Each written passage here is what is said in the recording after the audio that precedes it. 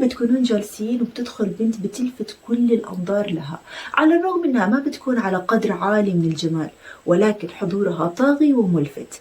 نفسك تكوني هذه البنت اللي حضورها طاغي وملفت؟ اليوم راح أقول لك كيف تكوني بنت جذابة تتمتع بشخصية مغناطيسية وحضور ملفت وكاريزمتها عالية. التواضع وعدم التعالي على الآخرين. التواضع والبساطة هم سر الجمال الحقيقي للإنسان، فكل ما كنت متواضعة كل ما كنت محبوبة بين الناس، وكل ما كانوا الناس بينجذبوا لك أكثر. وعلى فكرة التواضع هو أصلا من الثقة بالنفس، إنك أنت تكوني متواضعة. أما هذول اللي بيتعالوا على الناس وهم بيحسوا حالهم أعلى من الناس وأفضل من الناس، فهذول الأشخاص هم في الأساس بيخفوا ضعف شخصيتهم، لأنه كل ما كانت شخصيتك ضعيفة ومو واثقة من حالك دايما تحبي تظهري للناس الشيء العكس عن شخصيتك. فلذلك كل ما كنت متواضعة كل ما كنت أكثر ثقة بنفسك، والناس المحيطين فيكي يحبوكي أكثر. السحر الحلال الابتسامة. كل ما كنت مبتسمة كل ما الناس حبتك أكثر. يا جماعة الابتسامة هذه سحر عجيب وتأثير عجيب على الناس وعلى علاقتك فيهم. فدايما الناس بتحب الشخص البشوش، فكل ما كنتي بشوشة كل ما الناس حبتك أكثر وانجذبت لك أكثر وصارت مجالستك أجمل وأجمل.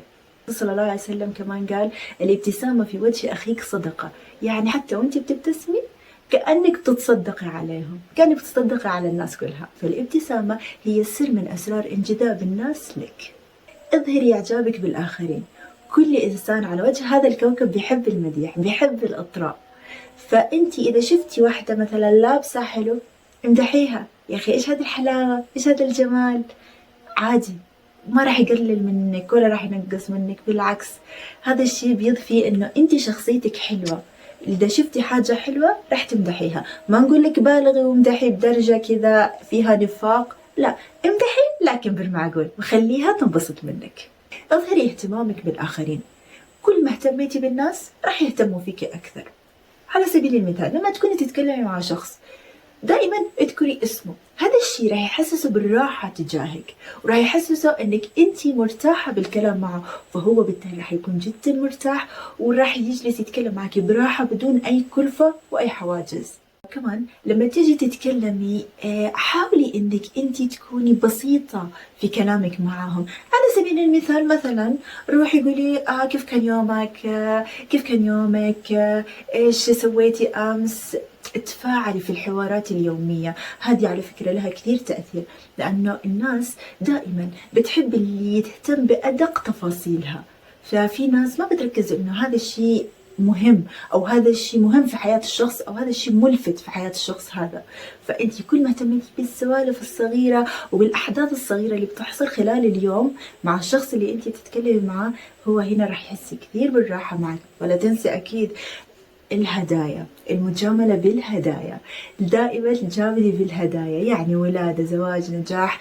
يا شيخة لما تروحي زوارة لبيت أحد ادخلي يدك فيها حاجة، عندك البقالة أطرف محل حلويات، ادخلي يدك فيها شي مليانة. يعني هنا الناس راح تحبك، راح يشوفوا قديش انتي لطيفة وأنيقة وذوق في انك لما تدخلي بيت ناس تدخلي ويدك فيها حاجة، من الناس تستأنس فيكي ومنه يقول عنك انت كريمة، فبالتالي راح يحبوك. ابتعدي عن الشكا والبكا حتى لو كانت صديقتك المقربة. مش دائما انت تنقلي لها الطاقة السلبية تبعك.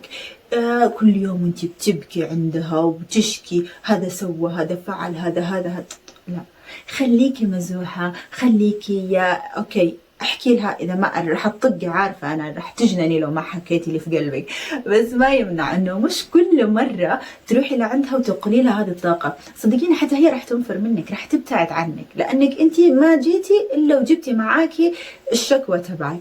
فلذلك دائما كوني شخصيه ايجابيه، شخصيه متفائله بشوشه، وما تكونيش شخصيه دائما متذمره، فالناس اكيد راح يبتعدوا عنك. في كثير من البنات عاديات، ولكن اللي بيتكلم معاها بيحبها وبيحب سوالفها، رغم انه السوالف تبعها عادية، ولكن الوقت معاها ما بينحس فيه لأن سوالفها حلوة. وفي بنات بالمقابل، يعني في بنات على قدر عالي من الثقافة، من الجمال، من كل شيء، تمتلك كل المقومات، ولكنها ما تعرف أبدا تتكلم ولا حتى تجذبك في الكلام معاها. وهنا راح أقول لك نصايح كيف ممكن إنك أنتي توظفي مهاراتك وتكوني متحدثة لبقة، وأيضا متحدثة جذابة تخلي أي شخص ينجذب لك ويحب سوالفك ويحب جلستك. أول شيء نبرة الصوت، خلي نبرة صوتك تكون هادئة وواضحة، فاللي قدامك راح ينتصت لك ويستمع لك ويفهمك، وبيستمع لك كمان بتركيز، لأنه نبرة صوتك راح تكون جدا هادئة وواضحة، وسرعة كلامك راح تكون معتدلة، يعني ما تكوني سريعة جدا ولا تكوني بطيئة جدا، كوني معتدلة. هذا الشيء راح يخلي الشخص الآخر يسمع لك بإنصات. لما تكوني مع الناس ما في داعي للأسئلة الحشرية اللي بتحشري فيها، اللي فيها خصوصياتهم. دايما الأشخاص اللي بيتكلموا في خصوصيات الناس أو بينحشروا في حياتهم، هذولا مكروهين، ما حد بيحبهم لو إيش ما فعلوا، لأنهم دائما لما بتجلسي معهم أسئلتهم حشرية. على سبيل المثال، أنتي ليش ما تزوجتي؟ ليش ما خلفتي؟ كم عمرك؟ أسئلة كذا، كم راتبك؟ كم تكسبين؟ هذول الناس ما بتحبهم. ليش أنت تدخل على خصوصيتي وتتهجم عليها؟ أنا أعطيتك حاجة، أنا تكلمت فيها على خصوصية، أنا تكلمت بكيفي عاد. أما إذا هم ما تكلموا فما في داعي إن احنا نسأل الأسئلة الخاصة. وفي مثل بيقول لك لا تسأل الرجال عن راتبه ولا تسأل المرأة عن عمرها. شفتي شيء ما عجبك ما في داعي تقولي رأيك أصلا، ما حد طلب رأيك لا تقولي رأيك. شفتي شيء ما عجبك اسكتي. لما الشخص الآخر يطلب منك ساعتها أنت قولي رأيك بالراحة، قولي رأيك ولكن بالشكل اللي ما يزعج الغير.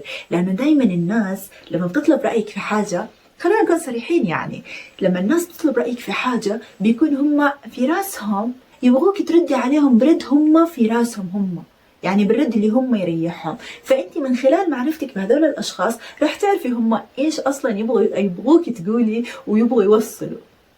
يعني النصيحة اللي أنت لازم تعطيها لهم راح تشوفيها من خلال كلامهم عن الموضوع، راح تقولي لهم النصيحة اللي هم أصلا محتاجينها، فبالتالي أنت راح يحبوكي لأنك أرضيتيهم، أرضيتي هواهم. ما أقول لك أنت ما تفرضي شخصيتك على نصيحتك، بالعكس نصيحتك هي القناعة النابعة منك.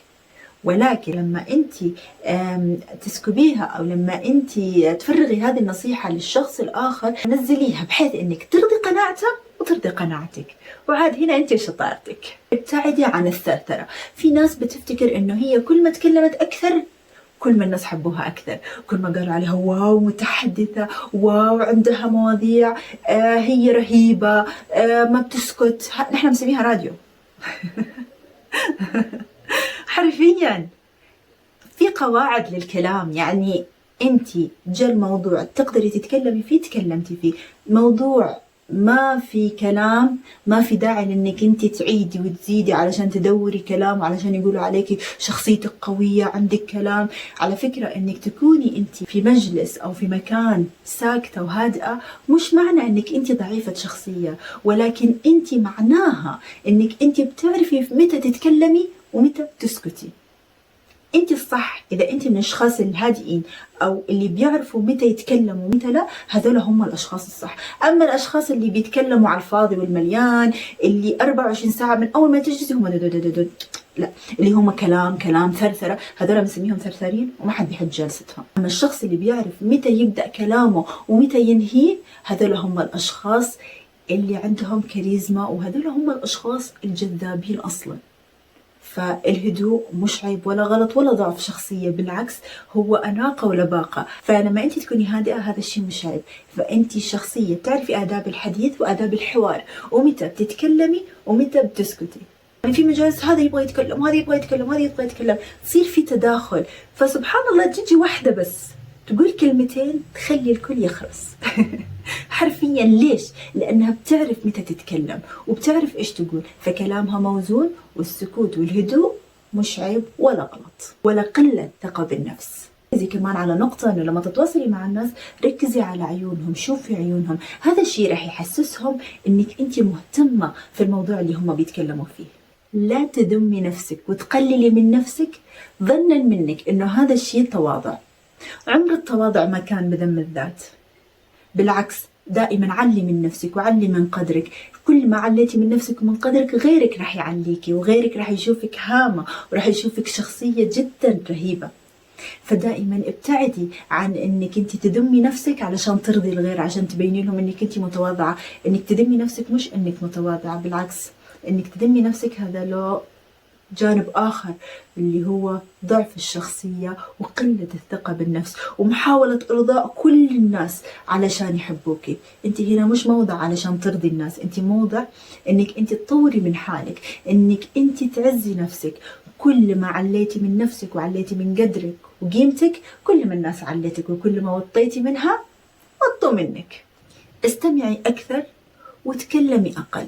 دائما الأشخاص الجذابين واللي بيتمتعوا بشخصية كاريزمية هم أشخاص بيتقنوا فن الاستماع، لأنهم بيحطوا للآخرين حرية التعبير عن رأيهم، عن مشاعرهم، وكل اللي هم بيسووا بس إنهم بيستمعوا لك. فبالتالي أنت هنا بتحسي بالحماس. كل ما استمع لك الشخص اللي قدامك، كل ما أنت تكلمتي أكثر، عبرتي عن مكنوناتك أكثر. الاستماع هو انك انت تستمعي للاخرين بحيث انك تخليهم يعبروا عن مكنوناتهم، يعبروا عن كل اللي داخلهم بكل حرية مطلقة بدون ما تقاطعيهم.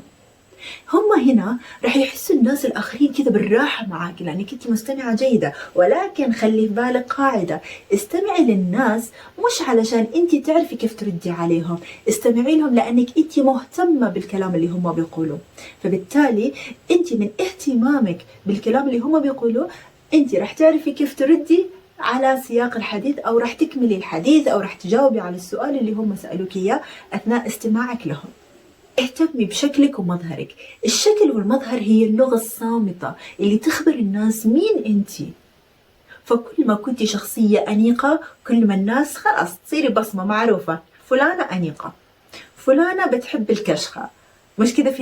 في ناس بنعرفهم انه يا الله فلانة بتحب الكشخة، فلانة أنيقة، فلانة لاكتشري. هي اللي بتعكس ذوقك وفكرك، هي اللي بتبين مدى ثقتك بحالك، مدى ثقتك بنفسك. فأبدا ما تستهيني بإطلالتك. كل ما كنتي أنت شخصية أنيقة ولبسها مرتب وحلو، كل ما كنتي شخصية ملفتة. أبدا أبدا لا تستهيني بمظهرك الخارجي. ابتعدي ابتعاد كلي عن المدح الزايد، لأنه المدح الزايد بيقلل الهيبة، ما بيخلي لك هيبة عند الناس. كل ما كنتي معتدلة في المديح، كل ما الناس حبتك أكثر. احتفظي بخصوصيتك. في بعض البنات إذا جلستي معاهم جلسة واحدة تعرفي سيرة حياتهم كلها، من يوم ما ولدت إلى اليوم اللي هي بتتكلم فيه معاكي.